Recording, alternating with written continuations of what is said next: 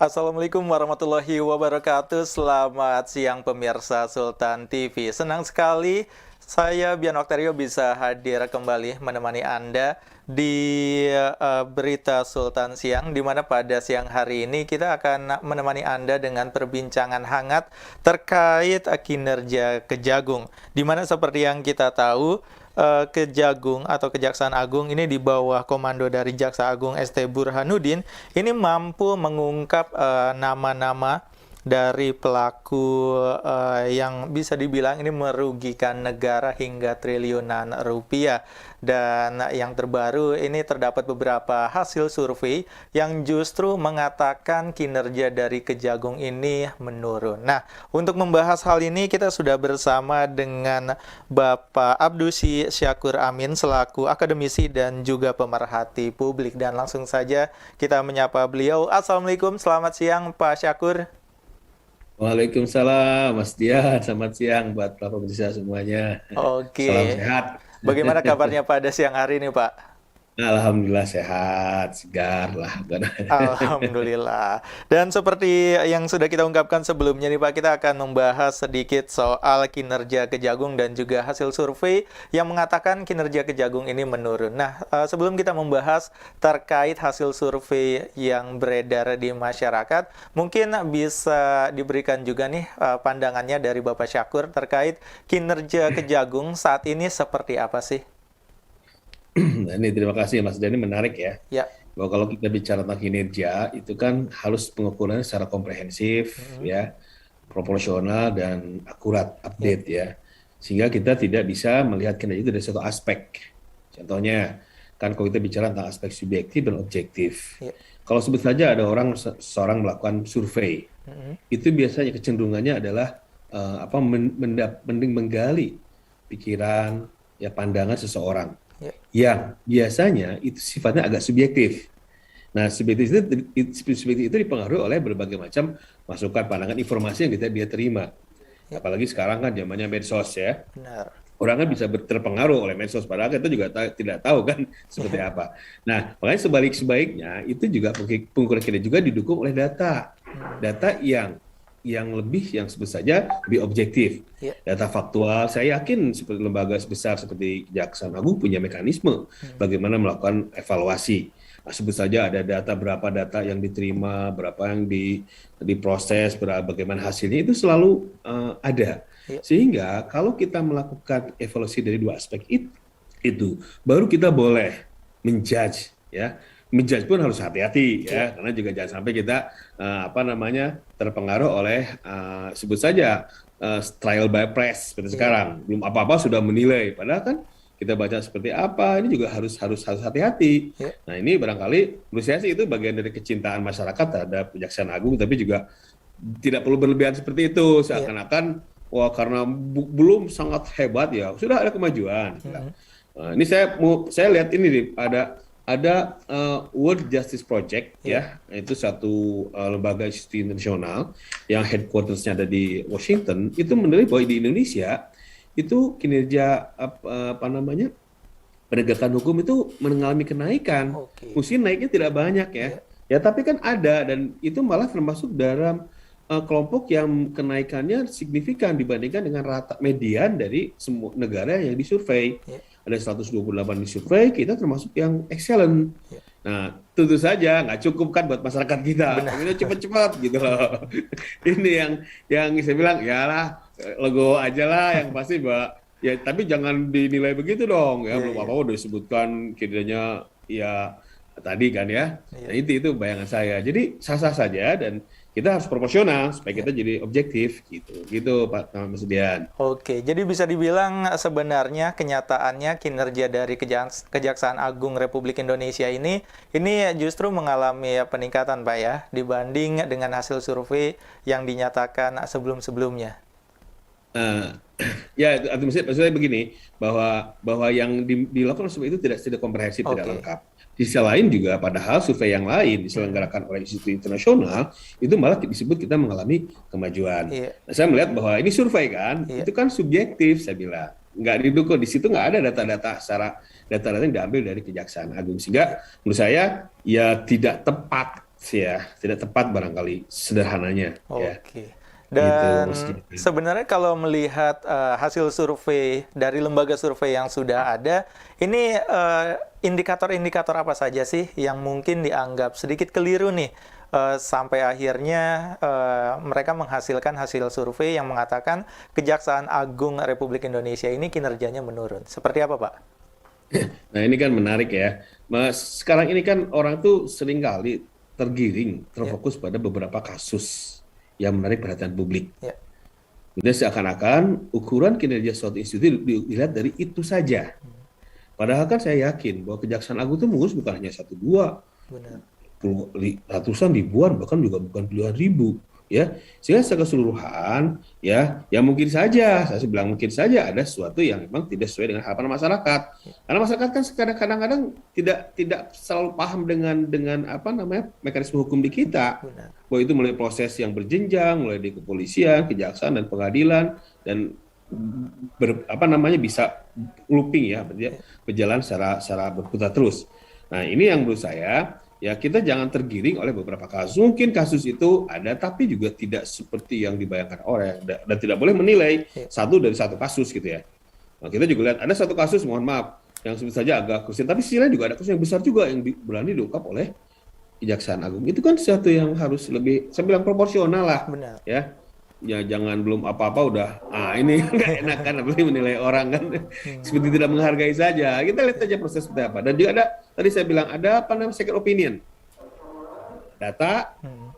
dan juga tadi penelitian yang dilakukan riset oleh institusi kredibel yang ada yang tadi headquarters-nya ada di Washington. Gitu. Oke, dan sebenarnya ini juga peran masyarakat untuk lebih cermat lagi mungkin Pak ya, untuk menilai Yes. seperti apa sih sebenarnya kinerja dari Kejaksaan Agung dan merespon juga hasil-hasil surveinya seperti apa dan mungkin mencari tahu juga sumber surveinya seperti apa, seperti itu kali Pak ya. Iya, iya. Ya, ya betul betul. Ya kan orang kan gini, orang kita kan suka baca kepalanya aja, Mas. Mas Iya, Dian, kepala benar. judulnya, udah gitu langsung menilai kan. Itu kan nggak boleh. Itu kan jadi masalah di negara kita, masalah literasi itu kan. Iya, Orang begitu baca judulnya selesai. Dia menafsirkan sendiri, ada post-truth itu. benar. Dia membayangkan bahwa seperti yang dibayangkan. Padahal kan tidak begitu. Nah, ini kan salah satu hal yang kita masalahi bersama, dan bukan hanya di kejaksaan, semua juga begitu. Belum apa-apa udah menilai gitu. Istilahnya apa namanya, langsung menilai dari cover bukunya itu Iya, kan. Ini yang tantangan lah buat kita semua.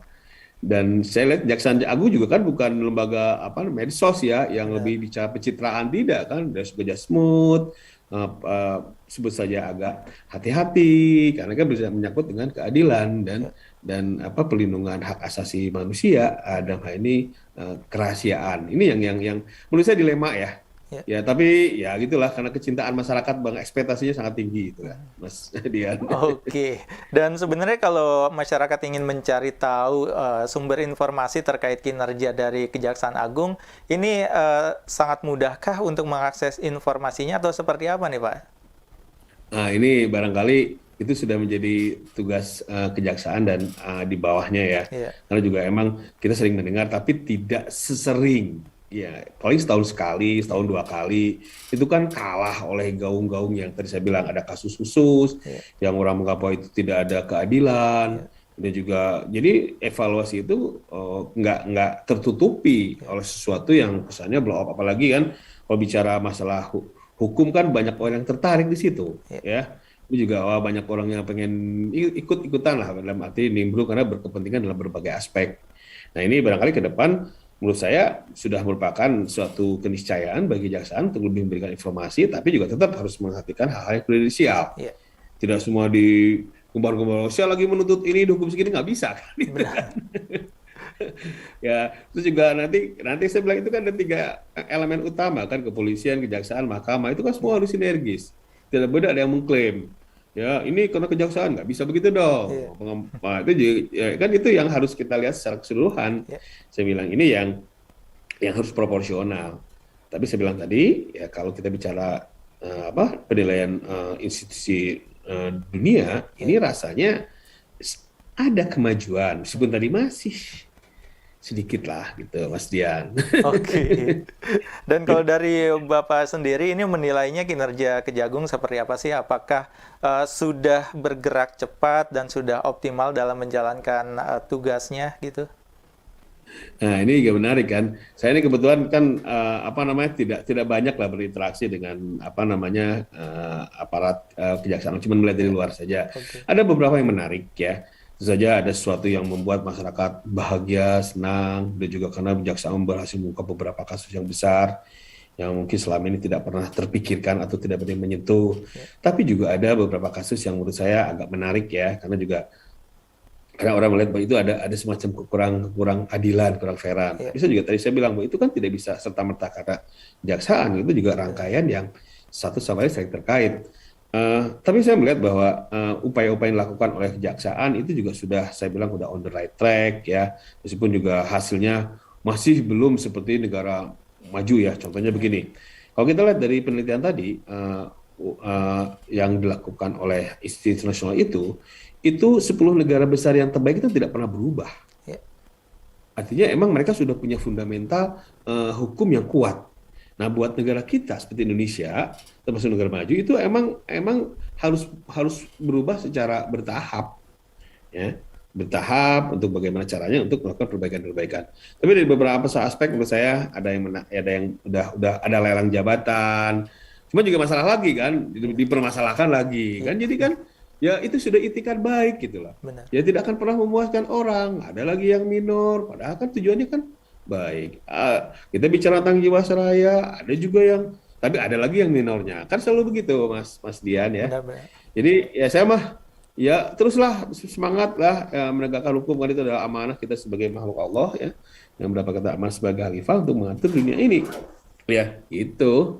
Oke, dan mungkin terakhir nih Pak, ini harapannya dan mungkin pandangan Bapak terhadap penindakan hukum di Indonesia seperti apa nih Pak? Ini kan tadi saya sampaikan bahwa harapan tentu saja bahwa hukum itu adalah sesuatu yang sebut saja menjadi ideologi bangsa kita, bahwa Ya, kita adalah menghargai semua orang itu berdasarkan hukum, ada asas keadilan.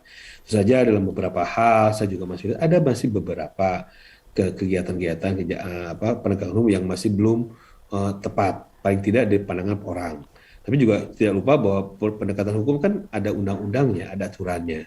Nah, tinggal barangkali kita bersama-sama menyikapi itu, melakukan perbaikan-perbaikan, dan tidak pada posisi untuk menekan, artinya mendiskreditkan. Sama-sama kita perbaiki ya. ya, Dan juga tidak bisa hanya menyalahkan, mohon maaf, hanya menyalahkan kejaksaan saja, tadi kepolisian saja, itu saja itu juga sama-sama. Karena juga bahasanya kan ada pendapat bahwa katanya ada, mohon maaf, ada apa namanya sesuatu yang tidak dipantas dilakukan oleh seorang aparat APH.